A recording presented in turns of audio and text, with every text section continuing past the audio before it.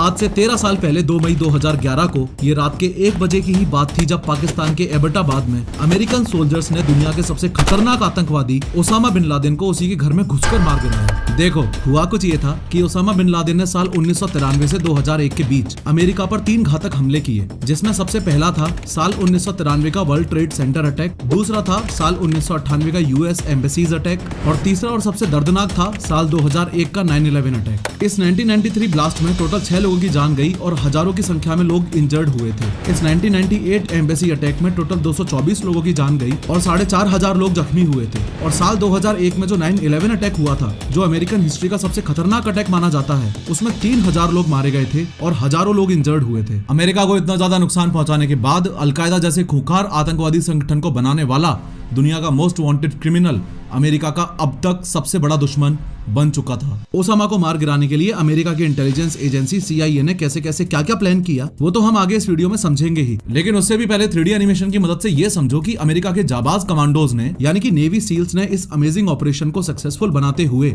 Osama के room में जाके उसमें 3 गोलियां कैसे दागी। सबसे पहले मैप्स एंड लोकेशंस पर एक नजर मार लो। ये है अपना भारत और इधर अपने पड़ोसी गरीब देश पाकिस्तान में यहाँ एक सिटी है जिसका नाम है एबटाबाद। जब सील्स ने ओसामा बिन लादेन को मारा उस समय वो यहाँ एबटाबाद में ही छुप के बैठा हुआ था। आपको ये भी पता होना चाहिए कि इस ऑपरेशन के लिए सील टीम के हेलीकॉप्टर्स ने अफगानिस्तान में एक सिटी जलालाबाद से उड़ान भरी थी। ये जलालाबाद ही यूएस नेवी सील्स का बेस था। ओवरऑल इस मिशन में सील्स टीम को जलालाबाद से एबटाबाद जाकर ओसामा बिन लादेन को मारकर वापस जलालाबाद सेफली आना था और इस मिशन का नाम ऑपरेशन नेपच्यून स्पीयर रखा गया था।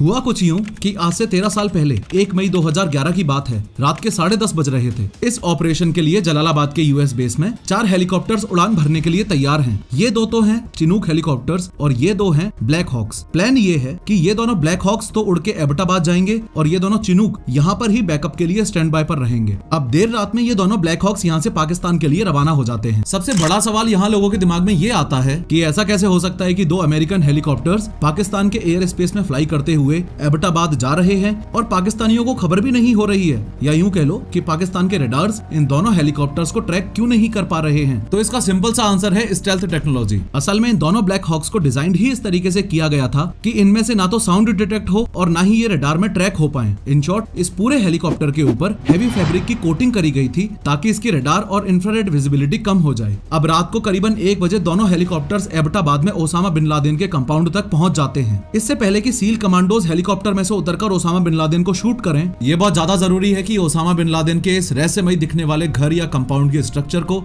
आप अच्छे से समझ लो। ये जो ऑलमोस्ट ट्रायंगुलर शेप्ड प्रॉपर्टी आपको दिख रही है, ये पाकिस्तान के एबटाबाद नामक शहर में ओसामा के छिपे रहने का ठिकाना था। आप क्लियरली नोटिस कर पा रहे हो कि ये प्रॉपर्टी कितनी ज्यादा आइसोलेटेड है। आसपास सटा हुआ कोई भी मकान आपको देखने को नहीं मिलेगा। इसमें ओसामा बिन लादेन इस टॉप फ्लोर पर यहाँ रहता था। सामने से ये रास्ता है और ये लेफ्ट साइड वाला कंपाउंड खाली पड़ा रहता था। इसमें ये लोग सिर्फ कचरा जलाते थे। ये घर की मेन एंट्रेंस थी और आगे चलकर एक और गेट था। ये पार्किंग वगैरह का स्पेस हो गया और सामने ये जो आपको दिख रहा है ये गेस्ट हाउस था। एक बात आप क्लियरली नोटिस कर पा रहे होंगे कि अगर ओसामा बिन लादेन तक पहुंचना है तो किसी को भी इन दोनों ही गेट्स के अलावा इस गेस्ट हाउस से होकर भी गुजरना ही पड़ेगा। अब जैसे ऑपरेशन नेपच्यून स्पीयर सील्स की स्किल्स और प्रिसीजन की वजह से ही सक्सेस की ओर जा रहा है, सिमिलरली आपके फ्यूचर में सक्सेसफुल होने के लिए भी स्किल्स बहुत जरूरी हैं। और अगर आप अपना फ्यूचर टेक में देख रहे हैं तो स्केलर के एक्सपर्ट्स आपको बेस्ट लर्निंग देते हैं और आपकी स्किल्स को टॉप नॉच लेवल पर लेके जाते हैं। स्केलर इंडिया का एक टेक प्लेटफॉर्म है जो आपको डेटा साइंस और सॉफ्टवेयर रोल्स के लिए प्रिपेयर करता है। यहाँ के इंस्ट्रक्टर्स टॉप टेक कंपनीज के एक्सपीरियंस्ड इंजीनियर्स हैं जो आपकी डेली मेंटरिंग करते हैं और 80+ रियल वर्ल्ड केस स्टडीज का एक्सेस भी देते हैं। स्केलर के ज्यादातर लर्नर्स को गूगल, मेटा,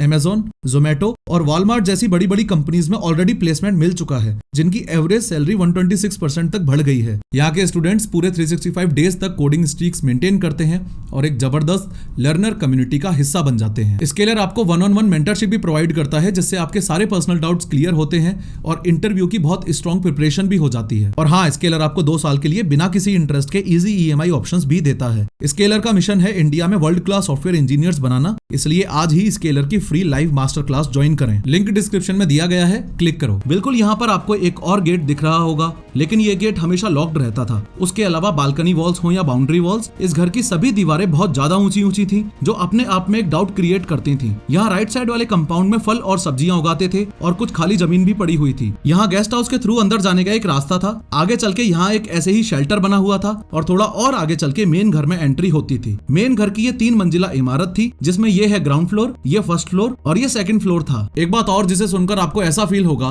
कि पाकिस्तान का ओसामा बिन लादेन को छुपा के रखने में कोई ना कोई कनेक्शन तो है। असल में ओसामा बिन लादेन के घर से जस्ट 1 किलोमीटर की दूरी पर ही पाकिस्तान मिलिट्री एकेडमी थी। अब काफी लोग इस बात को लेकर ये स्पेक्युलेट करते हैं कि दुनिया का सबसे खूंखार आतंकवादी पाकिस्तान मिलिट्री एकेडमी के जस्ट 1 किलोमीटर की दूरी पर ही रहता था और पाकिस्तान को भनक भी नहीं हुई, या फिर पाकिस्तान ने सच में दुनिया से ओसामा को छुपाकर पनाह दे रखी थी। खैर, बैक टू एक्शन। ये जो 2 ब्लैक हॉक हेलीकॉप्टर्स आपको दिख रहे हैं, इनमें से एक का नाम है चॉक 1 और दूसरे का नाम है चॉक 2। सबसे पहले चॉक 2 ओसामा बिन लादेन के मेन गेट के ऑलमोस्ट सामने होवर करने लगता है। यहाँ ये चॉक 2 इसलिए होवर कर रहा था क्योंकि यहाँ इसे 4 सील्स, एक कॉम्बैट असॉल्ट डॉग जिसका नाम कायरो था और उसके हैंडलर को लैंड करवाना था। इस पूरे वीडियो में आप सील शब्द को बार बार सुनेंगे, जिसका मतलब है यूनाइटेड स्टेट्स नेवी सी, एयर और लैंड टीम।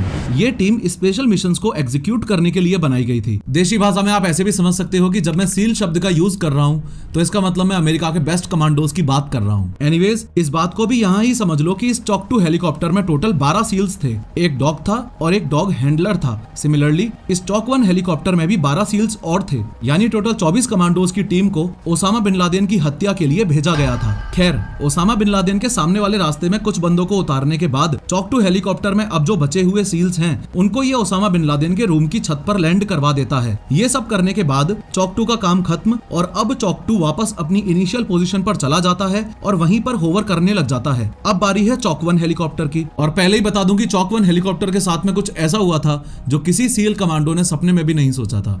ध्यान से सुनना। देखो, चॉक 1 हेलीकॉप्टर में टोटल 12 सील्स ओसामा की ऐसी तैसी करने के लिए मौजूद हैं और इनका प्लान ये था कि ओसामा के घर की जो बिल्डिंग है उसके जस्ट सामने ये जो लॉन है, इसमें इन्हें लैंड करना है। अब जैसे ही चॉक 1 इन सभी सील्स को लेकर डिसाइडेड पोजीशन पर पहुंच के होवर करने लगता है, वैसे ही इसके साथ एक अनएक्सपेक्टेड हादसा हो जाता है। हादसा ये कि चॉक 1 एयर वॉर्टेक्स फ्लो का शिकार बन जाता है। यूं तो अभी मैं आपको एयर वॉर्टेक्स फ्लो की साइंस को डिटेल में समझाता जाऊं, लेकिन स्टोरी से दूर ना जाते हुए एयर वॉर्टेक्स फ्लो को आप सिर्फ ऐसे समझो कि इस हेलीकॉप्टर के अराउंड हवा का फ्लो किसी रेयर इंसिडेंट में इस तरीके से खराब हो जाए कि हेलीकॉप्टर अपने आप में पूरा बैलेंस खो दे। तो चॉक 1 के साथ भी अनएक्सपेक्टेडली सेम ऐसा ही कुछ हुआ। नतीजा इस सब का इतना बुरा हुआ कि चॉक 1 दुनिया के सबसे बेस्ट हेलीकॉप्टर पायलट्स के हाथों में होने के बाद भी टोटली अनबैलेंस हो गया। अपनी जगह से हटके लेफ्ट साइड वाले कंपाउंड में चला गया और सबसे पहले तो उसका थोपड़ा जमीन में भिड़ा, फिर उसकी पूंछ दीवार के ऊपर गिर के टूट गई। इस पूरी एक्सीडेंटल सिचुएशन में सबसे बेस्ट पार्ट ये था कि इसमें मौजूद सभी के सभी 12 सील कमांडोज सेफली लैंड कर जाते हैं। लेकिन एक बात जो आज तक हजम नहीं होती वो ये कि इतना बड़ा हादसा हुआ, पूरा का पूरा हेलीकॉप्टर जमीन और दीवार से लड़ मरा, लेकिन ओसामा और उसके चेले चपाटे जो उस घर में मौजूद थे वो पता नहीं कौन से घोड़े बेच के सोए थे, कोई हरकत ही नहीं हो रही थी। खैर, सभी 12 सील्स हेलीकॉप्टर से सेफली बाहर आकर सबसे पहले इस दीवार को अप्रोच करते हैं। सामने ये जो गेट मिलता है इस पर एक एक्सप्लोसिव ब्लास्ट करते हैं। यहाँ से निकलकर इनको सामने एक और गेट मिलता है, वहां भी एक्सप्लोसिव ब्लास्ट करते हैं और फिर इस पार्किंग एरिया में आकर गेस्ट हाउस को अप्रोच करते हैं। सील टीम गेस्ट हाउस को सिक्योर करने के लिए जैसे ही गेट के पास पहुंची तो उन्हें अंदर से कुछ आवाजें आने लगी। जैसे ही वो लोग अंदर जाने वाले होते हैं, आगे से AK-47 बुलेट्स की बारिश होने लगती है। ये बारिश करने वाला व्यक्ति था अबू अहमद अल कुवैती। इस बात को समझो कि फिलहाल इस गेस्ट हाउस के अंदर टोटल 4 लोग मौजूद हैं। 2 बच्चे जिनको बोरी से ढक रखा था, अबू अहमद की बीवी और खुद Abu Ahmed. Abu Ahmed Osama bin Laden का राइट हैंड था। ये ओसामा का पाकिस्तानी कुरियर था और यही आदमी अपनी पूरी फैमिली के साथ इस गेस्ट हाउस में रहता था। खैर, रिस्पॉन्स में जब सील टीम ने काउंटर अटैक किया तो उसमें अबू अहमद को गोली लगती है और वो मारा जाता है। ऐसा होते ही अबू अहमद की बीवी गेट खोलकर बाहर भागती हुई आती है और बोलती है, मर गया है वो, तुमने मार दिया उसे। अबू अहमद की बीवी का ये कदम इसलिए भी था ताकि सील्स टीम फायरिंग रोक दे और बच्चों को गोलियां ना लगें। ऑब्वियसली सील्स टीम को थोड़ी ना पता था कि अंदर बच्चे भी हैं। खैर, फिलहाल के लिए सील्स अबू अहमद की बीवी को बंदी बना लेते हैं और आगे ऑपरेशन को कंटिन्यू करते हैं। लेकिन एक बात और, अब सील्स को एक्स्ट्रा केयरफुल रहना था क्योंकि हो सकता था कि मेन घर के अंदर भी बच्चे हों। फर्दर गेस्ट हाउस को सिक्योर करने के बाद में कुछ सील्स मेन बिल्डिंग की तरफ बढ़ने लगते हैं और कुछ सील्स इधर आकर ये वाला गेट भी अंदर से ओपन कर देते हैं ताकि रिमेनिंग सील्स भी पूरे एरिया को सिक्योर करते हुए अंदर आ पाएं।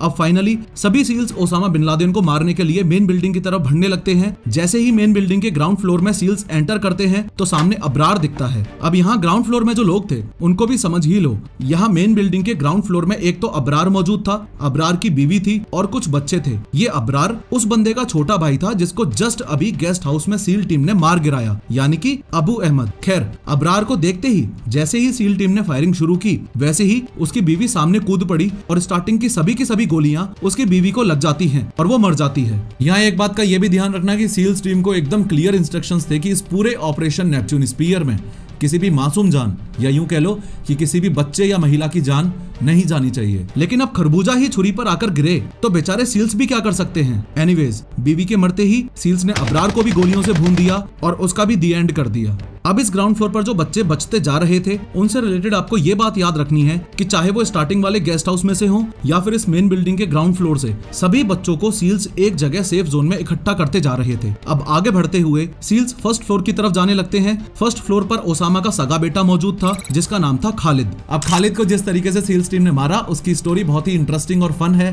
ध्यान से सुनना। देखो, सील्स ने जब ओसामा के कंपाउंड में लैंड किया था उसी समय गेस्ट हाउस में अटैक करने से पहले ही पूरे कंपाउंड की लाइट बंद कर दी थी। अब ऑब्वियसली सील्स को तो लाइट बंद करने से कोई भी दिक्कत नहीं ही होने वाली थी क्योंकि उनके पास तो ऑलरेडी नाइट विजन गॉगल्स मौजूद थे। लेकिन उन्होंने लाइट इसलिए बंद की ताकि इस बिल्डिंग में मौजूद जो लोग हैं उनको नेविगेट करने में दिक्कत आए, उससे उन्हें कोई भी एक्शन लेने में डिफिकल्टी हो। अब जब नाइट विजन गॉगल्स की बात चल ही रही है तो आपको यहाँ ये भी पता होना चाहिए कि सील्स की बॉडीज पर मिनी कैमरास भी लगे हुए थे जिनकी हेल्प से व्हाइट हाउस में मौजूद अमेरिकन प्रेसिडेंट बैरक ओबामा और उनकी पूरी टीम इस पूरे ऑपरेशन को एक लाइव फिल्म की तरह देख पा रही थी। ये देखो, आपकी स्क्रीन पर ये उस टाइम की रियल इमेज है। इसमें ये फॉर्मर प्रेसिडेंट बैरक ओबामा मौजूद हैं, ये करंट अमेरिकन प्रेसिडेंट और उस टाइम के वाइस प्रेसिडेंट जो बाइडन मौजूद हैं और साथ ही हिलेरी क्लिंटन भी मौजूद थी। अब चूंकि पूरे कंपाउंड की लाइट ऑलरेडी सील्स ने बंद कर दी थी तो खालिद को भी इस पूरे फ्लोर पर एकदम घनघोर अंधेरा दिख रहा था, कुछ भी साफ दिखाई नहीं दे रहा था। इसलिए वो सीढ़ियों से ऊपर सेकंड फ्लोर की तरफ भागने लगा और वहीं दीवार की आड़ में छुप गया। अब सील्स इस तरीके से एक लाइन में आ गए और फॉर्चुनेटली इनमें से एक सील को अरबी लैंग्वेज आती थी तो उस सील ने दिमाग लगाया और चालाकी से विस्पर करते हुए अरबी एक्सेंट में खालिद का नाम 2 बार पुकारा, खालिद खालिद। और खालिद ने झांक के देख भी लिया। जैसे ही उसने दीवार से झांक के देखा वैसे ही सील्स ने उसे भी निपटा दिया। यहाँ फर्स्ट फ्लोर पर एज पर रिकॉर्ड कोई भी लेडी मौजूद नहीं थी लेकिन बच्चे काफी सारे मौजूद थे तो सील्स ने बच्चों को सिक्योर किया और फर्दर सेकंड फ्लोर की तरफ मूव करने लग गए। यहाँ अब आगे बढ़ने से पहले ये बिल्कुल भी मत भूलना कि इस पूरे कंपाउंड को सिक्योर करने के लिए इस मोमेंट पर मेन बिल्डिंग के ऊपर भी और गेस्ट हाउस के ऊपर भी स्नाइपर्स मौजूद हैं। अब सवाल यहाँ पर यह आता है कि ओसामा बिन लादेन को छोड़कर सील्स टीम ने इस पूरे कंपाउंड में ऑलरेडी सबको मार ही दिया है तो एग्जैक्टली इस कंपाउंड को सिक्योर करना किससे है? तो इसका आंसर है पाकिस्तानी आर्मी से। असल में हुआ यह था कि इस ऑपरेशन नेपच्यून स्पीयर की पाकिस्तानियों को बिल्कुल भी खबर नहीं थी और ये जोखिम भरा मिशन बिना पाकिस्तानी गवर्नमेंट को इन्फॉर्म किए ही एग्जीक्यूट हो रहा था। लेकिन at the same time American को और सील्स को ये डर था कि अगर पाकिस्तानी आर्मी को इस मिशन के बारे में कुछ भी पता चलता है तो वो ओसामा के कंपाउंड तक पहुंच के कोई ना कोई स्टेप तो जरूर ही लेंगे, क्योंकि कितनी बड़ी बेइज्जती की बात है ना कि अमेरिकन कमांडोज तुम्हारे देश पाकिस्तान में घुस जाएं, इतना बड़ा मिशन सक्सेसफुल भी कर लें और ओसामा को तुम्हारी नाक के नीचे से उठा के भी ले जाएं और पाकिस्तान को भनक भी ना हो तो ये तो पाकिस्तान का मोय मोय हो जाएगा। इसलिए सील्स ने कंपाउंड पर नजर रखी हुई थी और सिर्फ इतना ही नहीं, ऐसी किसी अनहोनी के लिए जहां से ये सील्स टीम आई थी यानी कि जलालाबाद अफगानिस्तान में अमेरिका का वो बेस जहां वो चिनूक हेलीकॉप्टर स्टैंड बाय पर खड़े हुए थे, उनमें भी already 79 commandos, extra fuel, reinforcement और बहुत सारा हथियार बैकअप के लिए रेडी रखा हुआ था। एनीवेज, वो पल फाइनली आ ही गया जिसका आपको बेसब्री से इंतजार था और आपसे ज्यादा अमेरिकन्स को। सील्स टीम जैसे ही सेकंड फ्लोर पर पहुंचती है तो देखती है कि ओसामा बिन लादेन अपनी दोनों बीवियों के पीछे छुपने की कोशिश कर रहा था और सील्स टीम की तरफ उनको धकेल रहा था। यहाँ उसकी बीवियां भी गोली ना चलाने की गुहार कर रही थी लेकिन in a snap of moment seals ने मौका मिलते ही हेडशॉट लिया और 2 गोलियां ओसामा के सिर में दाग दी। गोली लगते ही ओसामा बिन लादेन चित्त पड़ा हुआ था। ओसामा की ये हालत देख उसकी बीवियां उसके मृत शरीर से लिपट जाती हैं। सील टीम आगे बढ़ते हुए ये कंफर्म करने की कोशिश करती है कि ये ओसामा बिन लादेन ही था। इतना बड़ा आतंकवादी था, क्या पता यहाँ पे कोई अपना बहरूपिया प्लांट कर रखा हो कि नहीं। सील टीम ने ओसामा की दोनों बीवियों को साइड करके उनको डराते धमकाते हुए ये पूछा कि क्या ये ओसामा बिन लादेन ही था, लेकिन काफी कोशिशों के बाद भी दोनों बीवियों ने मुंह नहीं खोला। उसके बाद सील्स को वहां से एक 12 साल की बच्ची गुजरती हुई दिखाई दी। सील्स ने उस बच्ची को पकड़ा और उससे पूछताछ करने के लिए उसको साइड के एक रूम में ले जाने लगे। तभी दोनों में से ओसामा की एक बीवी घबरा गई और जोर जोर से चिल्लाने लगी। दूसरी तरफ बच्ची से पूछताछ के दौरान उस बच्ची ने मुंह खोला कि ये ही ओसामा है। उसके बाद घबराती हुई बीवी ने भी बोला कि बच्ची को छोड़ दो, मैं बताती हूँ, हाँ ये ही ओसामा बिन लादेन है। जैसे ही सील्स को इस बात की कंफर्मेशन मिली, उन्होंने vice admiral William H McRaven को सैटेलाइट फोन से कंफर्मेशन देते हुए कहा, Geronimo Geronimo Geronimo, for God and country I pass Geronimo. ये इस पूरे मिशन का कोड वर्ड था। जेरोनिमो यानी कि ओसामा मारा गया। वाइस एडमिरल मैक्रेवन ने वापस कंफर्म करते हुए पूछा, विच वन? इसके जवाब में सील ने कहा, जेरोनिमो EKIA यानी enemy killed in action. Finally white house में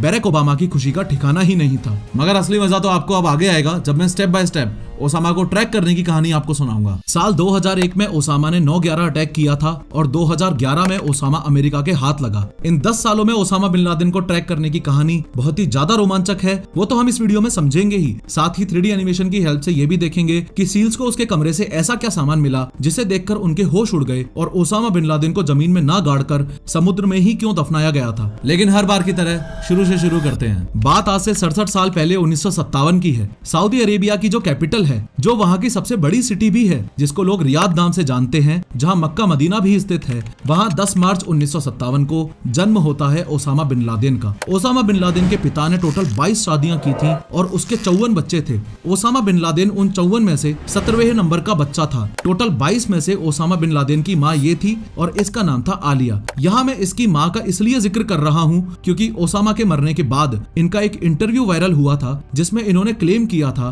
कि कॉलेज से पहले ओसामा बहुत शरीफ और धार्मिक स्वभाव का लड़का था। हमने तो उसको साल 1994 में ही डिसोन कर दिया था जब उसके विचार कट्टर इस्लामिक एक्सट्रीमिस्ट बन गए थे। लेकिन कॉलेज में जाकर ही वो गलत संगत की वजह से बिगड़ा। जिस ओसामा को पूरी दुनिया एक खूंखार टेररिस्ट के नाम से जानती है, ये देखो उस बंदे का एक ये रूप भी है। ये ग्रीन ड्रेस वाला ओसामा बिन लादेन ही है। खैर, रियाद में रहते हुए ही ओसामा ने अपनी इनिशियल पढ़ाई पूरी की। आगे की पढ़ाई के लिए वो किंग अब्दुल अजीज यूनिवर्सिटी नामक एक कॉलेज में एंट्री ले लेता है। वहाँ से सिविल इंजीनियरिंग की डिग्री लेता है और वहीं उसकी मुलाकात होती है उसके कुछ ऐसे दोस्तों से जो कुछ एक्सट्रीम रिलीजियस ग्रुप्स के पार्ट्स थे। उनमें से 2 लोग थे, सईद कुतुब और अब्दुल्ला अज़म, जो एक मिलिटेंट लीडर था। इन 2 लोगों ने ओसामा की सोच को पूरी तरह से एक्सट्रीमिस्ट मुस्लिम बना दिया था। उन्होंने ना सिर्फ कट्टरपंथी सोच बल्कि अलकायदा को चलाने के लिए पूरी प्लानिंग और पूरी हेल्प भी प्रोवाइड करवाई थी। इसी सब में साल 1979 आ जाता है और कड़ी सर्दियों में 24 दिसंबर को अफगानिस्तान और USSR के बीच युद्ध शुरू होता है। इस अफगान सोवियत वॉर की खबर जैसे ही सऊदी अरेबिया में मौजूद ओसामा बिन लादेन को पड़ती है, वो तुरंत अपने एक्सट्रीम रिलीजियस ग्रुप्स के कॉलेज फ्रेंड्स के साथ अफगानिस्तान जाने की तैयारी करने लगता है। असल में वो ओसामा के एक्सट्रीम रिलीजियस ग्रुप्स के कॉलेज फ्रेंड्स ही थे जिन्होंने ओसामा के दिल में अफगानिस्तान के लिए एक सॉफ्ट कॉर्नर क्रिएट किया। इनफैक्ट इन लोगों ने तो कॉलेज में ये तक भी डिसाइड कर लिया था कि हम इस्लाम को प्रोटेक्ट करने के लिए एक अलकायदा नाम का ऑर्गेनाइजेशन बनाएंगे और उसका बेस अफगानिस्तान में ही रखेंगे। इवन अलकायदा का मीनिंग भी होता है द बेस। खैर, ओसामा बिन लादेन अफगानिस्तान को USSR से बचाने के लिए और अफगानिस्तान की मदद करने के लिए वहां रिक्रूटमेंट्स करने लगता है और डायरेक्टली एंड इनडायरेक्टली वहां जो मुजाहिदीन थे यानी USSR के खिलाफ लड़ने वाले अफगानिस्तान में जो ग्रुप्स थे उनकी मदद करने लगता है। ओसामा बिन लादेन का रिक्रूटमेंट भी काफी अतरंगी तरीके से होता था। ओसामा अलकायदा में लोगों को भर्ती उनके फिजिकल बेसिस पर नहीं बल्कि उनके इमोशनल क्वेश्चन और जिहादिस्ट सोच के बेसिस पर किया करता था। अब ये अफगान सोवियत वॉर करीबन 10 साल चला। 15 फरवरी 1989 को ये वॉर खत्म हुआ। इसमें अफगानिस्तान को बचाने के लिए ओसामा बिन लादेन ने अपनी ओर से पूरा जोर लगा दिया। इस ड्यूरेशन में वहां के आतंकवादियों के बीच में ओसामा बिन लादेन ने अपनी तगड़ी फैन फॉलोइंग भी बिल्ड कर ली थी। साल 1989 में अफगान सोवियत वॉर खत्म होने से जस्ट 1 साल पहले यानी कि साल 1988 में जन्म होता है उस ऑर्गेनाइजेशन का जिसका पिछले कई सालों से ओसामा बिन लादेन सपना देख रहा था और वो एक तरीके से उसका ड्रीम प्रोजेक्ट था। जिस आतंकवादी संगठन की हम बात कर रहे हैं वो है अलकायदा। अब अलकायदा बनने के सिर्फ 2 साल बाद यानी कि साल 1990 में इराक ओसामा बिन लादेन के अपने देश सऊदी अरेबिया पर हमला कर देता है। जैसे ही सऊदी अरेबिया पर हमला हुआ तो सपोर्ट के लिए उसके पास दो ऑप्शंस थे। सबसे पहला ऑप्शन तो ये था कि वो इराक से अपने आप को बचाने के लिए अमेरिका की मदद ले, और दूसरा ऑप्शन जो उसके पास खुद चलकर आया वो था ओसामा बिन लादेन की तरफ से। कहने का मतलब ये है कि जैसे ही ओसामा बिन लादेन को पता चला कि सद्दाम हुसैन ने सऊदी पर हमला कर दिया है, तो उसने सऊदी गवर्नमेंट से गुजारिश करी कि देखो, इराक को मुंह तोड़ जवाब देने के लिए मेरे पास अपनी खुद की एक ऑर्गेनाइजेशन है, अल कायदा। इराक से लड़ने का और सऊदी की मदद करने का ये मौका आप मुझे दो और मैं सफल रहूंगा। लेकिन इतनी सब रिक्वेस्ट के बाद भी सऊदी के किंग फाहद ने ओसामा बिन लादेन की रिक्वेस्ट को ठुकरा दिया और अमेरिका को अपना पार्टनर चूज किया। ये सब देख ओसामा बिन लादेन के तन बदन में आग लग गई और वो जगह जगह पर सऊदी किंग फाहद को क्रिटिसाइज करने लगा। पर सवाल तो अब भी यही है कि ओसामा की अमेरिका से दुश्मनी हुई ही क्यों? भाई सऊदी ओसामा की मदद से बचे या अमेरिका की मदद से बचे?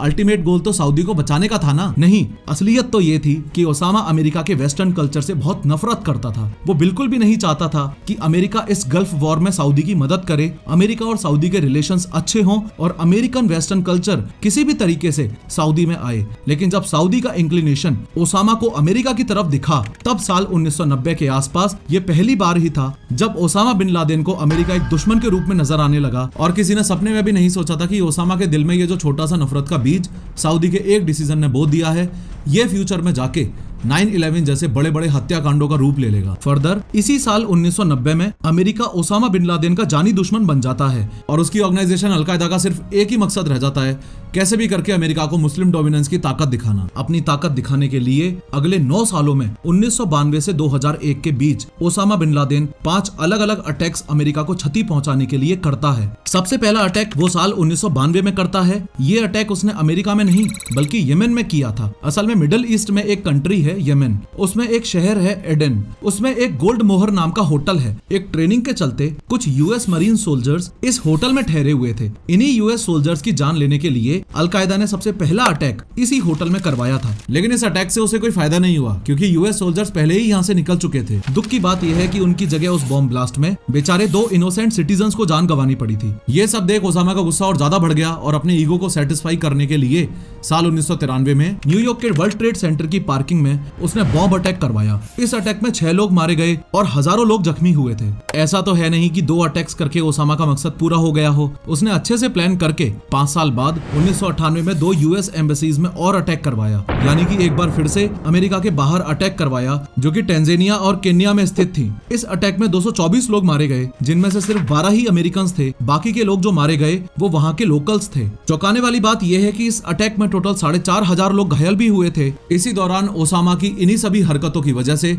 सऊदी ने उसे अपने देश से पूरी तरह से बैन कर दिया था। अमेरिका के साथ अपनी दुश्मनी को जारी रखते हुए चौथा हमला उसने 2 साल बाद साल 2000 में किया। ये वाला हमला ओसामा ने जमीन पर नहीं बल्कि पानी में किया था। इस हमले में उसने यूएस नेवी के एक शिप पर, जो उनका गाइडेड मिसाइल डिस्ट्रॉयर था, उस पर बॉम्ब अटैक किया था, स्पेसिफिकली उस टाइम जब उस शिप की रिफ्यूलिंग हो रही थी। इस अटैक में टोटल 17 यूएस नेवी सेलर्स मारे गए थे और 37 इंजर्ड भी हुए थे। लेकिन ओसामा अभी भी नहीं रुक रहा था। जिस अटैक के बाद वो रुका वो था अगला वाला, यानी कि अमेरिका के इतिहास का सबसे खतरनाक अटैक, 9/11 अटैक। यूएसएस कोल अटैक के जस्ट अगले साल ही यानी कि 9/11 अटैक में 11 सितंबर 2001 को 19 आतंकवादियों ने 4 कमर्शियल एयरप्लेन्स को हाईजैक कर लिया था, जो कि ईस्ट कोस्ट से कैलिफोर्निया जा रही थी। इन हाईजैकर्स ने पहले 2 प्लेन्स को वर्ल्ड ट्रेड सेंटर के ट्विन टावर्स में क्रैश किया। वहीं तीसरी टीम ने प्लेन को पेंटागन में क्रैश किया, जो कि यूएस डिपार्टमेंट ऑफ डिफेंस का हेडक्वार्टर्स था, और चौथे ने रूरल पेंसिल्वेनिया में ले जाकर क्रैश कर दिया। इस अटैक में टोटल 3000 लोगों ने अपनी जान गंवाई और हजारों की संख्या में लोग जख्मी हुए थे। यह अटैक सच में इतना डेंजरस था कि ओसामा बिन लादेन जैसे खूंखार आतंकवादी को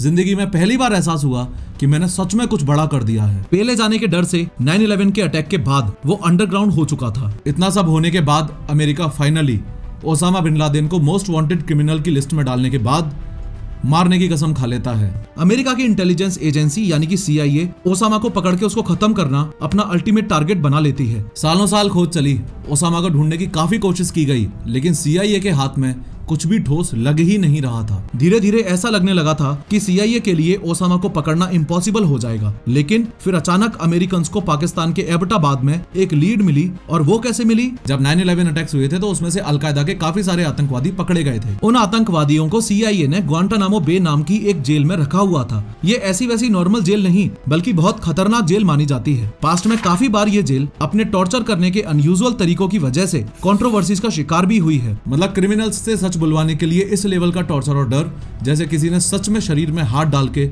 आत्मा बाहर निकाल ली हो। अमेरिकन एजेंसीज को सबसे पहला क्लू यहीं से मिला। जैसा मैंने बताया, इस डिटेंशन कैंप में अलकायदा के काफी सारे आतंकवादी थे, तो उनमें से एक आतंकवादी के मुंह से एक नाम निकला और वो था अबू अहमद अल कुवैती। होपफुली आप भी इस नाम को सुनते ही कुछ रिमाइंड कर पा रहे होंगे। बिल्कुल सही, हाँ वही बंदा जिसकी अभी हमने थोड़ी देर पहले ही बात की थी, जिसको सील्स ने गेस्ट हाउस में बंद दरवाजे के थ्रू गोलियों से भून दिया था, जो कि ओसामा का पाकिस्तानी कुरियर था और उसका राइट हैंड भी था। इसी के पीछे लग के अमेरिकन ने इसकी लोकेशन को ट्रेस किया और वहां से उन्हें एबटाबाद पाकिस्तान का क्लू मिला। बस फिर क्या था, एक के बाद एक सारे पजल के पीसेस अपने आप जुड़ने लगे और CIA को फाइनली उस लोकेशन या उस कंपाउंड का पता चल गया जहां पॉसिबली कुछ % चांसेस थे कि उसका जानी दुश्मन बैठा हो। और CIA की इंफॉर्मेशन के हिसाब से ये कंपाउंड साल 2004 में बना था। यहाँ इस बात को बिल्कुल भी मत भूलना कि अभी सिर्फ अहमद अल कुवैती का पता चला है, ओसामा बिन लादेन का नहीं। और इससे पहले कि CIA यहाँ ऑपरेशन करने के लिए कोई स्टेप ले, उसे ये भी पता चलना चाहिए कि ओसामा बिन लादेन सच में इस घर में रहता भी है कि नहीं।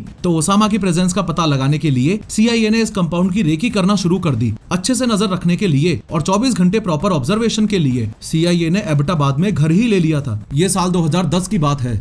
इस साल में पूरे 5 महीने तक CIA ने ओसामा के कंपाउंड की रेकी की। उनकी कुछ मेजर ऑब्जर्वेशंस में से एक ये बहुत इंपॉर्टेंट पॉइंट था कि अबू अहमद जब भी बाहर से आता तो गेस्ट हाउस तक ही रुक जाता था और यहाँ ही रहता था, मेन बिल्डिंग तक वो कभी जाता ही नहीं था। तो CIA को एक शक ये भी हुआ कि कहीं ऐसा तो नहीं कि मेन बिल्डिंग में ओसामा रहता है और अबू अहमद उसकी रक्षा के लिए गेस्ट हाउस में रहता है। दूसरा शक CIA को ये हुआ कि इस लोकेलिटी के बाकी के घरों के कंपैरिजन में इस कंपाउंड की दीवारों की लंबाई हद से ज्यादा थी। ये सामने वाली बाउंड्री वॉल की हाइट 10 फीट और इन 3 दीवारों की हाइट 13 फीट, 18 फीट और 12 फीट थी। तीसरा शक CIA को ये हुआ कि इस कंपाउंड में से कोई अंदर बाहर जाता ही नहीं है। बहुत ही रेयर केस में अबू अहमद को बाहर आते जाते हुए देखा गया था। चौंकाने वाली बात ये थी कि ये लोग अपना कचरा भी अंदर ही इस लेफ्ट वाले कंपाउंड में जलाया करते थे। आसपास की जमीनें भी खाली मिली। इसके अलावा खिड़कियों पर मोटे मोटे पर्दे लगाना। और हाँ, ऐसा कौन सा घर होगा जहाँ रोशनदान नहीं मिलता। और तो और अपनी बालकनी की दीवार 7 फीट की कौन करवाता है भाई। ओसामा बिन लादेन अपने कमरे से निकलकर जब बालकनी में टहलने आया करता था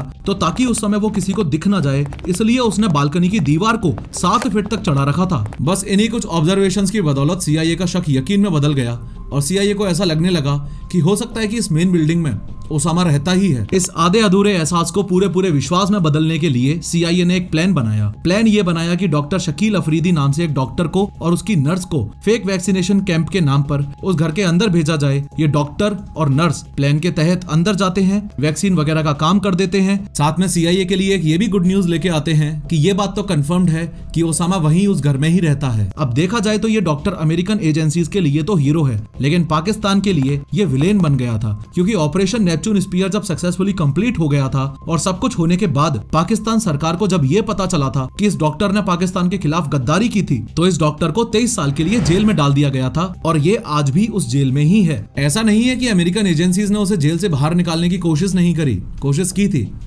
लेकिन पाकिस्तान तो पाकिस्तान है। खैर, जैसे ही CIA को उस कंपाउंड में ओसामा बिन लादेन की कंफर्मेशन मिली तो CIA ने इस पूरी सिचुएशन को बराक ओबामा को एक्सप्लेन किया along with the physical caricature models of the compound. अब इस बात में तो ऑलरेडी कोई दो राय नहीं थी कि ये ऑपरेशन करना है कि नहीं करना है। ओबामा ने पूरा मिशन समझकर CIA और सील्स को इस मिशन को एग्जीक्यूट करने की परमिशन दे दी। एक दूसरा एंगल ये भी है कि अगर ओसामा बिन लादेन मारा गया तो ये इतिहास के पन्नों में लिखा जाएगा और ये उनके प्रेसिडेंशियल टर्म के लिए एक बहुत बड़ी उपलब्धि होगी। उन्होंने इस मिशन का नाम ऑपरेशन नेपच्यून स्पीयर रखा। ये नाम सील के रेफरेंस में रखा गया था। इससे पहले जब US ने ओसामा को पकड़ने का प्लान बनाया था तो उसे ऑपरेशन इन्फिनाइट रीच का नाम दिया था, लेकिन उस समय ओसामा ने बहुत चालाकी से खुद को बचा लिया था। फिर सील्स की टीम एज पर प्लान अपने अफगानिस्तान बेस जलालाबाद पहुंचती है। जलालाबाद से एबटाबाद का डिस्टेंस सिर्फ 2.5 घंटे का था और आगे तो आपने देख ही लिया कि आखिर कैसे उस 2 और 3 मई की रात को सील्स ने ओसामा बिन लादेन को मार गिराया था। खैर, ओसामा बिन लादेन का कंफर्मेशन जैसे ही उस 12 साल की बच्ची और उसकी मां ने दिया, वैसे ही एक सील ने ओसामा को एक गोली और मार दी ताकि बचने का 1% चांस भी ना हो। फिर उसकी बॉडी को बॉडी बैग में डाला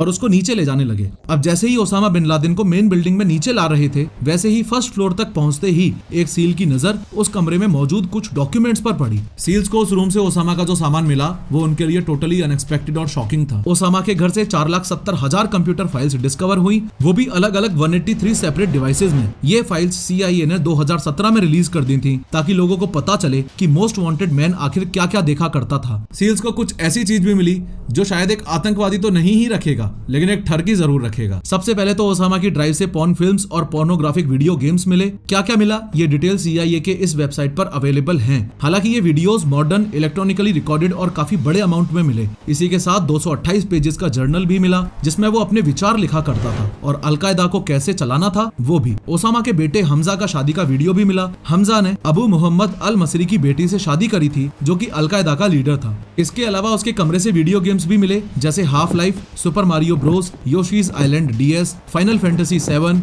ड्रैगन बॉल जी और काउंटर स्ट्राइक। ऐसे गेम्स जहां मल्टीपल प्लेयर्स टीम अप करते हैं आतंकवादी एफर्ट्स को डिफेंड करने के लिए। ओसामा अपनी पब्लिक स्पीचेस पहले ही रिकॉर्ड कर लिया करता था। उसकी प्रैक्टिस स्पीचेस भी हार्ड ड्राइव से मिली। ओसामा के साथ उस समय कितने बच्चे थे ये बता पाना तो मुश्किल है, लेकिन कुछ रिपोर्ट्स क्लेम करती हैं कि उस कंपाउंड में उस समय ओसामा के 4 बच्चे मौजूद थे जिनकी उम्र 10 साल से कम थी। इसलिए उनके एंटरटेनमेंट के लिए उसकी ड्राइव से डिज्नी मूवीज जैसे कार्स, चिकन लिटिल और Ice Age Dawn of the Dinosaurs जैसी मूवीज भी मिली। इसके अलावा ये बात तो मैंने पहले ही बताई है कि ओसामा खुद से कितना ज्यादा ऑब्सेस्ड था, इसलिए उसके बारे में जो भी आर्टिकल, डॉक्यूमेंट्री और मूवीज बनती थी वो उन्हें बार बार देखा करता था, संभाल के रखता था अपने पास। जैसे बायोग्राफी ओसामा बिन लादेन और 2008 comedy documentary Where in the World is Osama bin Laden. इस सबसे हटके आपको ये बात क्लियरली पता होनी चाहिए कि अमेरिकन गवर्नमेंट की तरफ से सील्स टीम को सिर्फ और सिर्फ 30 मिनट दिए गए थे इस पूरे ऑपरेशन नेपच्यून स्पीयर को सक्सेसफुली कंप्लीट करने के लिए। लेकिन जब ओसामा बिन लादेन के कमरे से उसका सामान मिला तब सील टीम ने मैकरेवन से 10 मिनट और मांगे।